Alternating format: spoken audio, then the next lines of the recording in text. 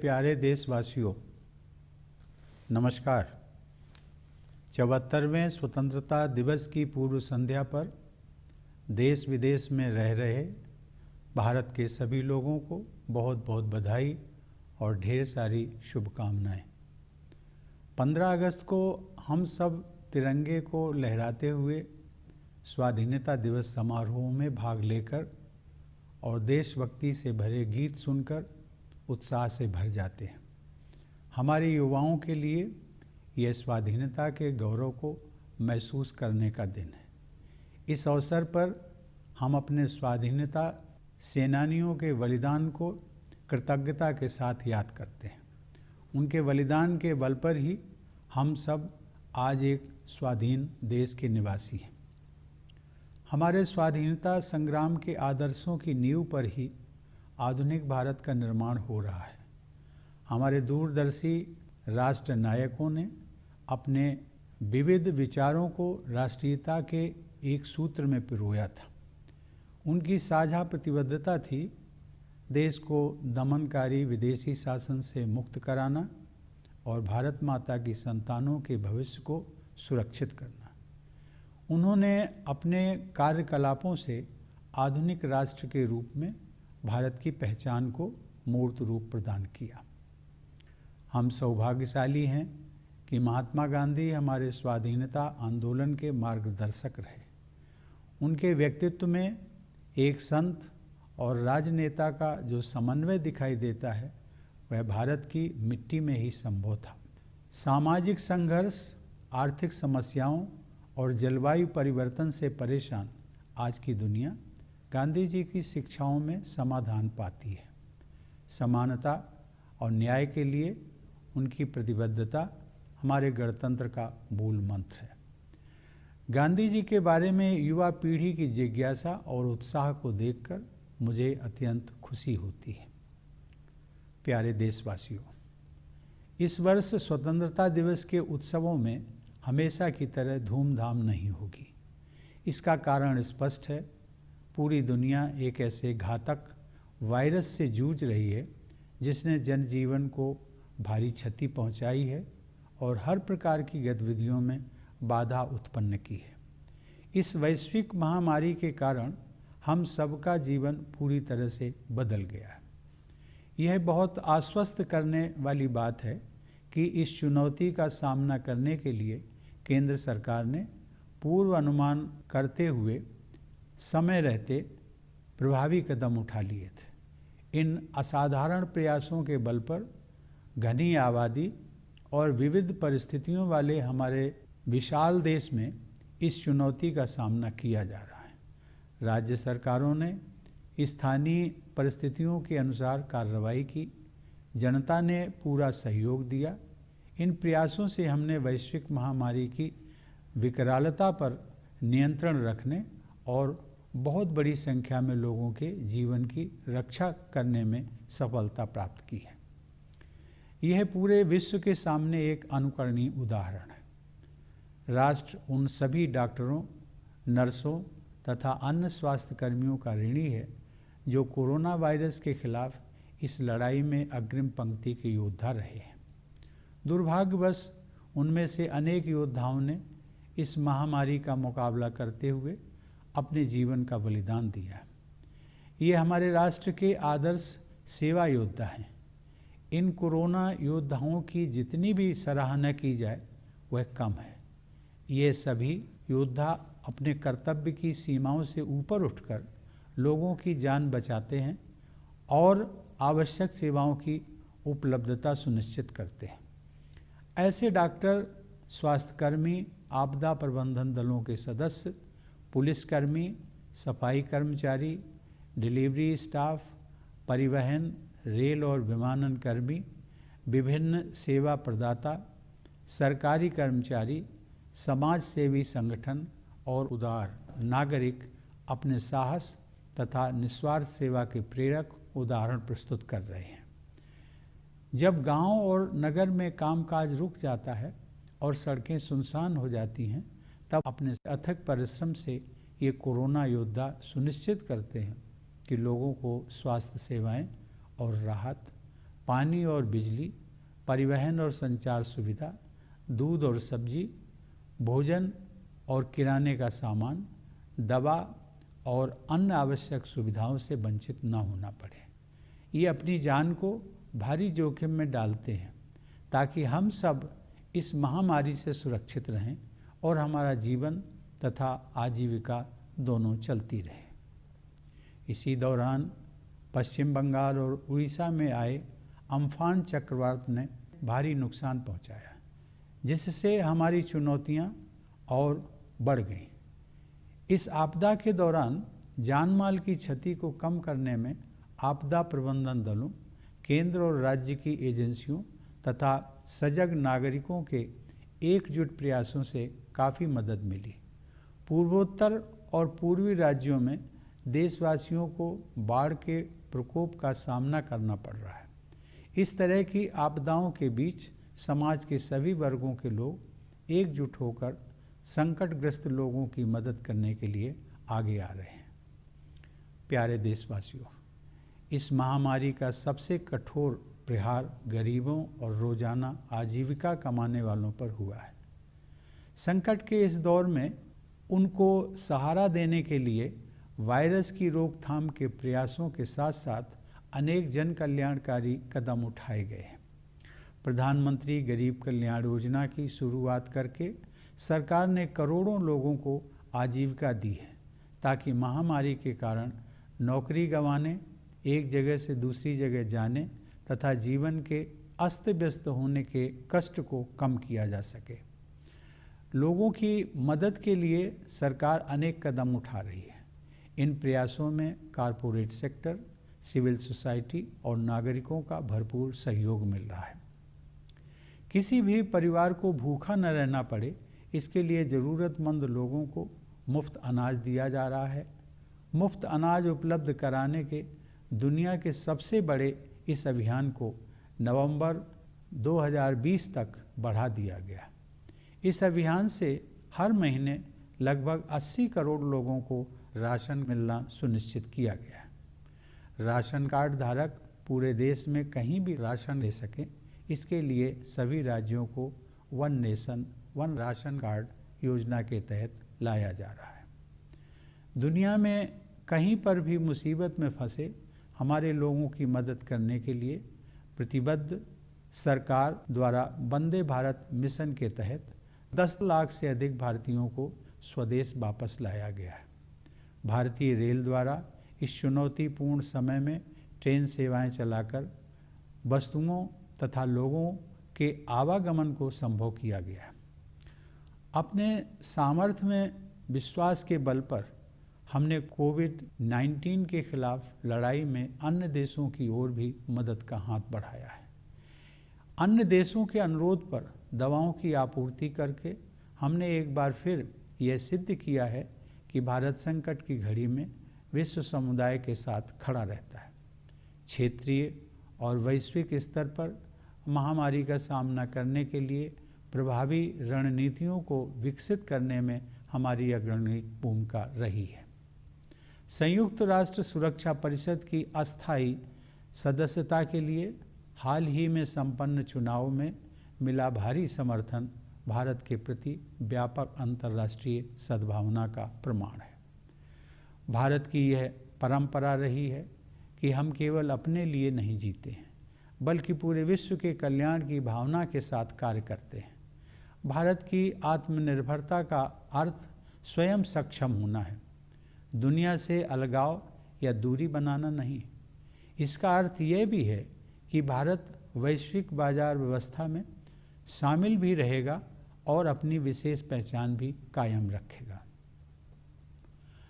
प्यारे देशवासियों, आज विश्व समुदाय वसुधैव कुटुंबकम अर्थात समस्त विश्व एक ही परिवार है कि उस मान्यता को स्वीकार कर रहा है जिसका उद्घोष हमारी परंपरा में बहुत पहले ही कर दिया गया था। लेकिन आज जब विश्व समुदाय के समक्ष आई सबसे बड़ी चुनौती से एकजुट होकर संघर्ष करने की आवश्यकता है, तब हमारे पड़ोसी ने अपनी विस्तारवादी गतिविधियों को चालाकी से अंजाम देने का दुस्साहस किया। सीमाओं की रक्षा करते हुए हमारे बहादुर जवानों ने अपने प्राण न्यौछावर कर दिए। भारत माता के वे सपूत राष्ट्र गौरव के लिए ही जिए और उसी के लिए मर मिटे। पूरा देश गलवान घाटी के बलिदानियों को नमन करता है। हर भारतवासी के हृदय में उनके परिवार के सदस्यों के प्रति कृतज्ञता का भाव है। उनके शौर्य ने यह दिखा दिया है कि यद्यपि हमारी आस्था शांति में है, फिर भी यदि कोई अशांति उत्पन्न करने की कोशिश करेगा तो उसे माकूल जवाब दिया जाएगा। हमें अपने सशस्त्र बलों, पुलिस तथा अर्धसैनिक बलों पर गर्व है, जो सीमाओं की रक्षा करते हैं और हमारी आंतरिक सुरक्षा सुनिश्चित करते हैं। मेरा मानना है कि कोविड-19 के विरुद्ध लड़ाई में जीवन और आजीविका दोनों की रक्षा पर ध्यान देना आवश्यक है। हमने मौजूदा संकट को सबके हित में, विशेष रूप से किसानों और छोटे उद्यमियों के हित में समुचित सुधार लाकर अर्थव्यवस्था को पुनः गति प्रदान करने के अवसर के रूप में देखा है।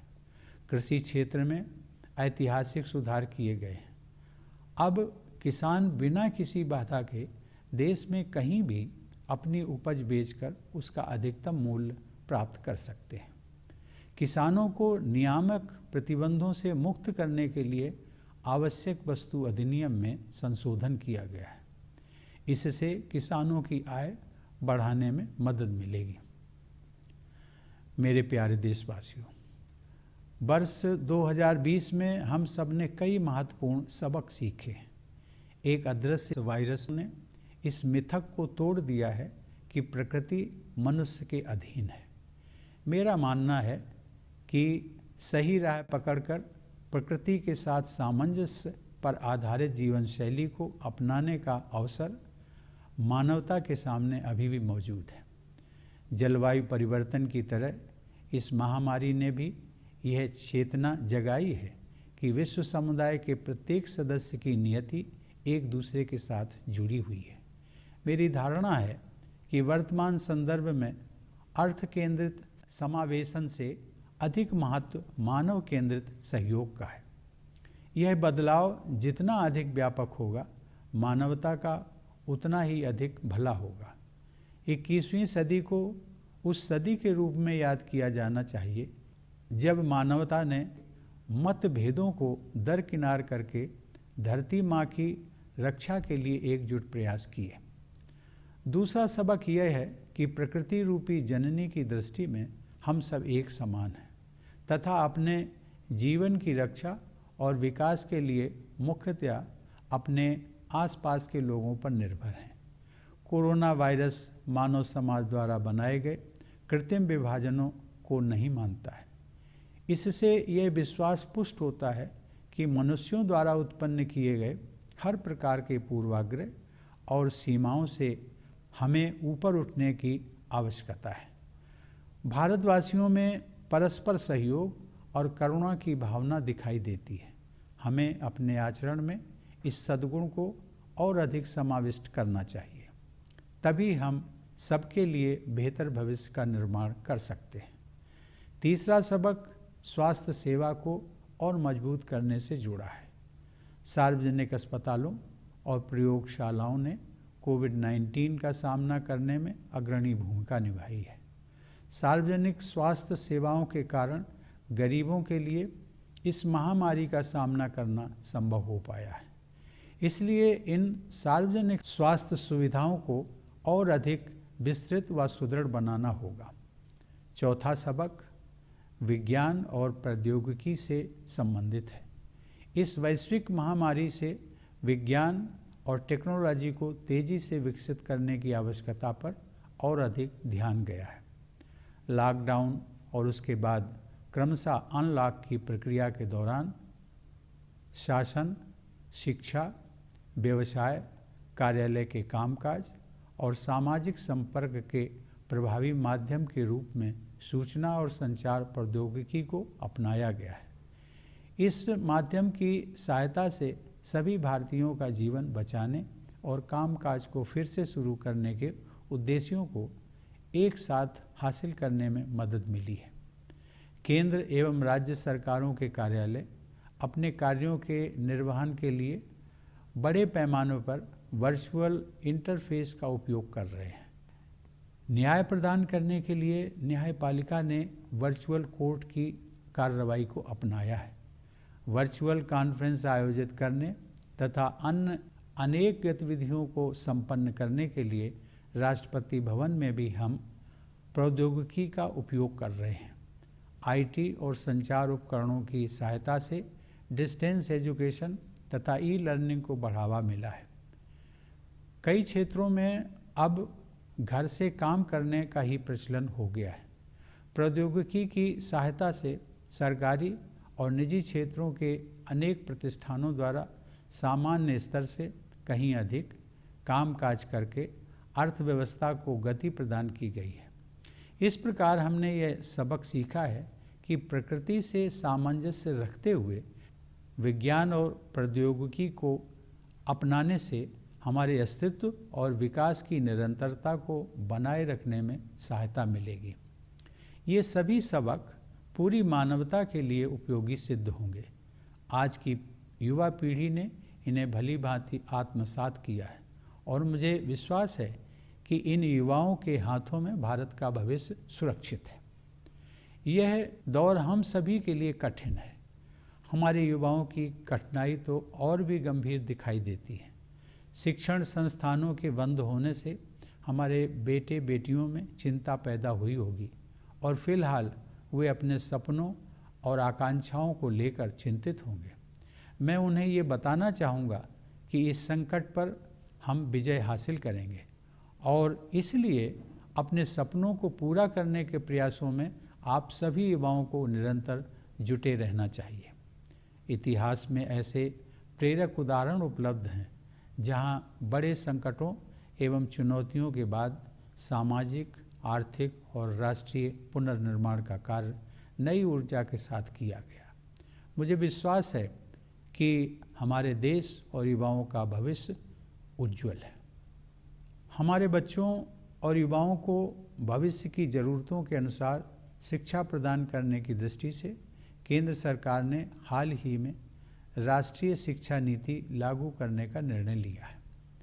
मुझे विश्वास है कि इस नीति से गुणवत्ता से युक्त एक नई शिक्षा व्यवस्था विकसित होगी जो भविष्य में आने वाली चुनौतियों को अवसर में बदलकर नए भारत का मार्ग प्रशस्त करेगी। हमारे युवाओं को अपनी रुचि और प्रतिभा के अनुसार अपने विषयों को चुनने की आज़ादी होगी। उन्हें अपनी क्षमताओं को विकसित करने का अवसर मिलेगा।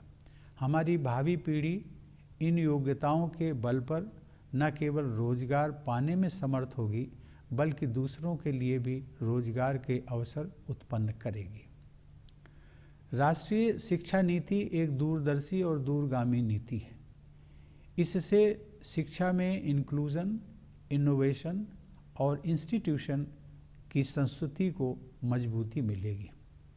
नई शिक्षा नीति के तहत मातृभाषा में अध्ययन को महत्व दिया गया है, जिससे बाल मन सहजता से पुष्पित पल्लवित हो सकेगा। साथ ही इससे भारत की सभी भाषाओं को और भारत की एकता को आवश्यक बल मिलेगा। किसी भी राष्ट्र को सशक्त बनाने के लिए उसके युवाओं का सशक्तिकरण आवश्यक होता है और राष्ट्रीय शिक्षा नीति इस दिशा में एक बड़ा कदम है। प्यारे देशवासियों, केवल 10 दिन पहले अयोध्या में श्री राम जन्मभूमि पर मंदिर निर्माण का शुभारंभ हुआ है और देशवासियों को गौरव की अनुभूति हुई है। देशवासियों ने लंबे समय तक धैर्य और संयम का परिचय दिया और देश की न्याय व्यवस्था में सदैव आस्था बनाए रखी। श्री राम जन्मभूमि से संबंधित न्यायिक प्रकरण को भी समुचित न्याय प्रक्रिया के अंतर्गत सुलझाया गया।